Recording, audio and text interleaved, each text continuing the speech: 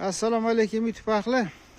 Sog' omonmisizlar? Mana bugun ish jarayonlaridan ana qishki, kuzgi hosilimizni olib boshladik desam bo'ladi. Mana buni endi 4 ta beraktir bo'lsa, ular 3 tasini ustini olganmiz. Buni ham olamiz. 100 qatlamini qurigan joyini olib, tagini og'darib qo'ydik. Bular ham quriyapti. Keyin ular ham olamiz. Mana buni olganimizdan keyin ikki taraf qurt ko'rib o'tiramiz. Bu suv sepib o'tiramiz.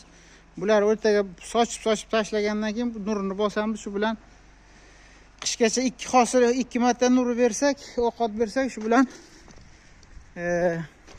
qishdan chiqamiz. Mana tomosha qilsanglar. Xudo xolasa endi yomg'ir qolmasdan tezroq olishimiz kerak. Chunki bular ana shunday qilib sal quritmasak elagimizdan o'tmay qoladi. Mana bu yerda elagimiz mana. Xo'sh, mana spaga chiqib bosgan ishchilarimiz ana ishlab o'tiribdi. Hozir mana bunaqa bizlara ko'pincha 25 kilolik qop zakaz tushyapti. 25 kilolik paket.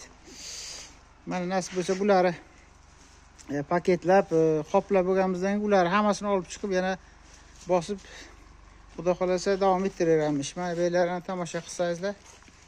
Ana paketlarga qarang. 5 kilo bu magazinlarda zakazda bu. Oho. Xo'sh, mana jarayonni tomosha qiling ana. Ana jarayonlarga qarang. Mana qoplab 5 kilo qilib yasab ketib o'tiramiz ana. Qoplarga qarang. Xo'sh, mana bu yerda mana tarozdan o'lchab, kamini to'g'rilab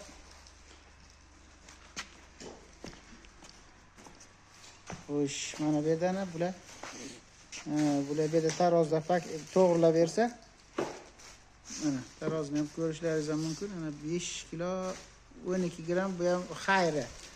Kam bo'lmasin, endi magazinlarda ayniqsa ko'pincha rus odamlar sotib oladi, gullariga o'lchab ko'rsa xafa bo'lishmasin. Mana bu yerda salom. Mana katta biznesimiz ona o'g'limiz. Mana shaqqilatib pechatlab tashlab o'tiribdi.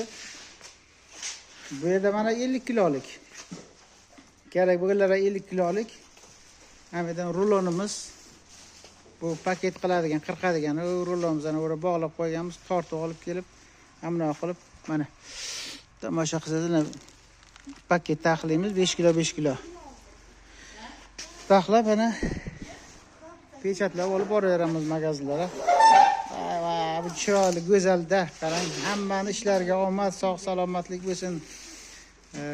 Hech kim hammani ustida beg'umizlari ochrat bo'lsin, menga ber deb hamma ishlariga omad, sog' omon bo'linglar.